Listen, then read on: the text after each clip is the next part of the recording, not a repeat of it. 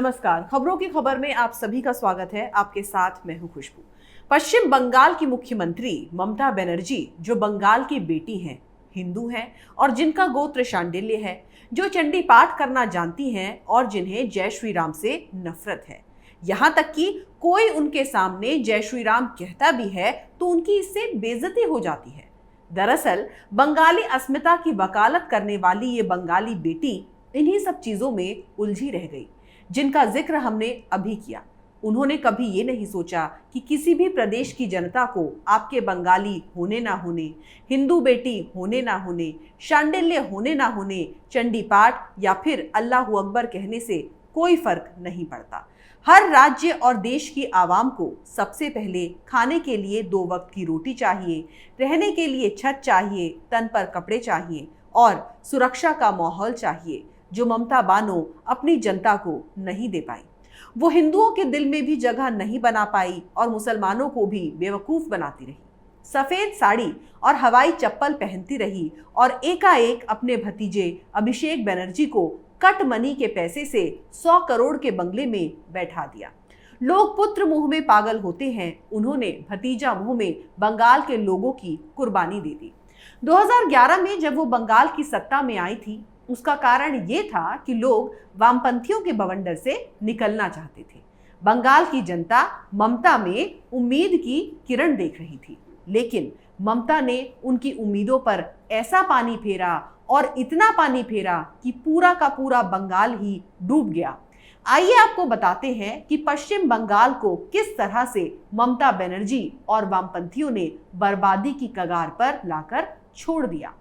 साल 1950 में भारत की औद्योगिक पूंजी का करीब 25% हिस्सा बंगाल में था। ये 1960 तक घटकर 13% और फिर 2000 तक लगभग 7% पर आ गया। एक समय बंगाल एक आर्थिक महाशक्ति और भारत का अग्रणी वित्तीय केंद्र था। आजादी के बाद के सालों में बंगाल अथाह दौलत से लबरेज था और जैसा कि इतिहासकार विलियम डैलरिम्पल अपनी किताब द एनार्की में लिखते हैं, यहाँ की जगत सेठ द्वारा मुहैया कराए गए धन की मदद के बिना कॉलोनियल शासन संभव नहीं होता। आजादी के बाद भी बंगाल विकास पथ पर आगे बढ़ता रहा। 1948 और 1965 के बीच की अवधि को ऐसे दौर के रूप में याद किया जाता है जब यहाँ नए उद्योग जैसे कि Durgapur steel plant, Damodar valley corporation power station लगाए गए। इसके चलते 1947 से 58 के बीच उसकी सालाना विकास दर 3.31% रही, जो समूचे भारत से ज्यादा थी। वामपंथियों ने 1967 के बाद बंगाल में औद्योगिकरण की बर्बादी में बड़ी भूमिका निभाई। 1950 से 1959 के मध्य तक देश के औद्योगिक उत्पादन में बंगाल की हिस्सेदारी 24% और राष्ट्रीय रोजगार में 27% थी। 1965 तक बंगाल 20% औद्योगिक उत्पादन में हिस्सेदारी के साथ अपनी दमदार स्थिति बनाए हुए था। राज्य विकास की उड़ान भरने के लिए तैयार था, तभी वामपंथी सत्ता में आ गए। वामपंथियों ने 1967 के बाद राज्य में औद्योगिकरण की बर्बादी में बड़ी भूमिका निभाई। 1970 से 71 तक औद्योगिक उत्पादन में बंगाल की हिस्सेदारी घटकर 13.5% रह गई, जबकि महाराष्ट्र की हिस्सेदारी बढ़कर लगभग 25% पर पहुंच गई। ट्रेड यूनियंस के उत्पात ने गहरी चोट पहुंचाई। बंगाल में 1965 और 1970 के बीच हड़तालों, तालाबंदी और दंगों ने नक्सलवाद को जन्म दिया। बंगाल में 1965 और 1970 के बीच हड़तालों की संख्या 179 से बढ़कर 678 यानी कि लगभग 3.25 गुना हो गई, जबकि फैक्ट्रियों में तालाबंदी की घटनाएं 49 से बढ़कर 128 यानी कि 2.5 गुना से भी ज्यादा हो गई। फसलें चौपट होने के चलते अन्न के लिए दंगे हुए और आखिरकार नक्सलवाद का जन्म हुआ। ऐसे हालातों ने बंगाल की पूंजी और प्रतिभा के पश्चिमी भारत की ओर पलायन को बल दिया, लेकिन आगे और बुरा दौर आना बाकी था। हालांकि 1990 तक बंगाल को अच्छे बुनियादी ढांचे के लिए जाना जाता था, लेकिन उसमें भी गिरावट आई क्योंकि वहां छटनी आम चलन बन गया था। जहां तक कि निवेशकों की बात है तो वो बंगाल से छिटक गए और कृषि क्षेत्र में गिरावट से बंगाल बर्बाद हो गया। एक रिपोर्ट बताती है कि राज्य ने कारखानों की 1,77,000 नौकरियां गंवा दी। यही वो दौर था जब निवेशक बंगाल से छिटककर दूर चले गए और साथ ही कृषि क्षेत्र में भी गिरावट आई। इस तरह बंगाल बर्बाद हो गया। इस बदहाली को ठीक करने के लिए किए गए नेतृत्व में बदलाव से भी कुछ खास नहीं बदला। नेशनल पीरियोडिक मैन पावर सर्वे यानी कि राष्ट्रीय आवधिक श्रम बल सर्वेक्षण 2017-18 की रिपोर्ट के मुताबिक बीते एक दशक में तृणमूल कांग्रेस के शासनकाल में बेरोजगारी बढ़ी है। बुनियादी तौर पर बंगाली कामगारों को सामाजिक सुरक्षा हासिल नहीं है। राज्य भारी कर्ज और संसाधनों का सही इस्तेमाल कर पाने में अक्षमता के बोझ तले दबता जा रहा है। सुधार की फौरन जरूरत है।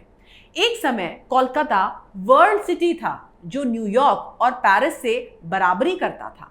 बंगाल के पुनरुद्धार की कुंजी इन बिंदुओं पर आधारित है।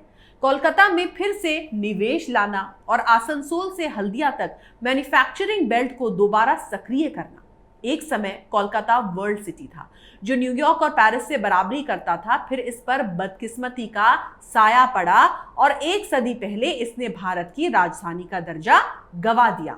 स्वेज नहर बनने के बाद इसका आर्थिक वर्चस्व छिन गया। वामपंथियों के हाथों तबाह किए जाने के बाद शहर गरीब भारत की परंपरागत तस्वीर बनकर रह गया। आज कोलकाता में दुनिया के देशों के लिए बैक ऑफिस के तौर पर काम करने के लिए काफी ज्यादा संभावनाएं हैं। इस शहर में जबरदस्त पर्यटन क्षमता भी है। कॉलोनियल काल की वास्तुकला, संस्कृति, नाइट लाइफ और सुरक्षा का ऐसा जबरदस्त मिश्रण किसी भी दूसरे भारतीय शहर में नहीं है। शहर को एशिया के हवाना के तौर पर पेश किया जाना चाहिए। इसके अलावा मेडिकल टूरिज्म सेक्टर को बड़े पैमाने पर बढ़ावा देने की जरूरत है। कुल मिलाकर कोलकाता को आर्थिक गतिविधियों के केंद्र के रूप में बहाल करना प्राथमिकता होनी चाहिए। आज बंगाल को मैन्युफैक्चरिंग क्षेत्र में निजी निवेश के लिए सुरक्षित माहौल मुहैया कराने की जरूरत है, जिसके साथ अच्छी सड़कें और रेल का बुनियादी ढांचा हो। दिल्ली और उत्तर प्रदेश से बिहार को जाने वाले नए एक्सप्रेसवे को बंगाल के औद्योगिक केंद्रों से जोड़ना चाहिए। ऐसी ही कनेक्टिविटी ब्रह्मपुत्र घाटी से दी जानी चाहिए। कानून व्यवस्था भी एक बड़ी समस्या है। किसी औद्योगिक संस्थान के लिए धरना घेराव भविष्य के किसी भी निवेश में रुकावट बनेगा। कानून का शासन बड़ा फर्क ला सकता है। इसके अलावा PLI यानी कि प्रोडक्शन लिंक्ड इंसेंटिव स्कीम के तहत बंगाल में चुनिंदा उद्योगों को प्रोत्साहन देने के लिए तैयार की गई स्कीम्स निर्यात को बढ़ा सकती हैं। बंगाल वो धुरी है जिस पर हमारी एक्ट ईस्ट यानी कि पूर्व के देशों की ओर उन्मुख नीति की सफलता निर्भर करती है, क्योंकि ये दक्षिण पूर्वी एशियाई देशों के प्रवेश द्वार की हैसियत रखता है। प्रधानमंत्री ने मैन्युफैक्चरिंग में बंगाल के ऐतिहासिक प्रभुत्व को बहाल करने की अपनी ख्वाहिश के बारे में बात की थी। केंद्र ने अपना काम पूरा किया और देश के बंटवारे के समय के रास्तों को फिर से चालू करने और उत्तर पूर्व को रास्ता देने के लिए ट्रांसपोर्ट कॉरिडोर खोलने के लिए बांग्लादेश के साथ साझेदारी की दिशा में कदम बढ़ाया है। बंगाल के नेताओं ने दशकों से उधार के वैभव सुख संपत्ति पर गर्व की संस्कृति को बढ़ावा दिया है। ये बंगाल के पुराने वैभव को वापस पाने और इसकी खोई मानव संपदा को वापस लाने का समय है। इस सब के लिए सिर्फ एक सही नेतृत्व की जरूरत है और बंगाल के लोग इस सही नेतृत्व के लिए किस कदर तरस रहे हैं, इसकी बानगी मौजूदा विधानसभा चुनावों से मिलती है। बंगाल में हर 2 में से 1 आदमी कोरोना से संक्रमित है। उसके बावजूद भी बंगाल के हर चरण में बम्पर वोटिंग हो रही है। 7 चरण भली भांति संपन्न हो चुके हैं। 8वें चरण का मतदान 29 अप्रैल को होना है और नतीजे 2 मई को आएंगे। लोग अपनी जान की परवाह किए बिना वोटिंग करने पहुंच रहे हैं, जबकि प्रधानमंत्री मोदी ये कह चुके हैं कि अभी वोट करने से ज्यादा जरूरी है अपनी सुरक्षा। दरअसल वहां की जनता के लिए आगे कुआं पीछे खाई वाली स्थिति बन गई है। बंगाल के लोग ये समझ चुके हैं कि अगर सत्ता परिवर्तन के लिए वोट नहीं करेंगे तो भी घुट घुट कर मरना ही है, जो कि उनके साथ इतने सालों से होता ही आ रहा है। इसलिए क्यों ना सत्ता में बदलाव लाकर ही चैन की सांस ली जाए। बंगाल में मौजूदा वक्त में जो सियासी समीकरण बन रहे हैं उसे देखते हुए हर कोई इस चीज से वाकिफ है कि बंगाल की मुख्य लड़ाई तृणमूल और बीजेपी के बीच है, जहां बीजेपी ही बढ़त बनाती हुई दिख रही है। इसलिए बीजेपी अपनी जीत को लेकर आश्वस्त दिख रही है और ममता बनर्जी हार के आभास से छटपटा रही है। यही कारण है कि बंगाल के चुनाव अपने आखिरी पड़ाव पर पहुंच चुके हैं और तब भी आए दिन टीएमसी वाले किसी ना किसी पार्टी के साथ हिंसा कर रहे हैं।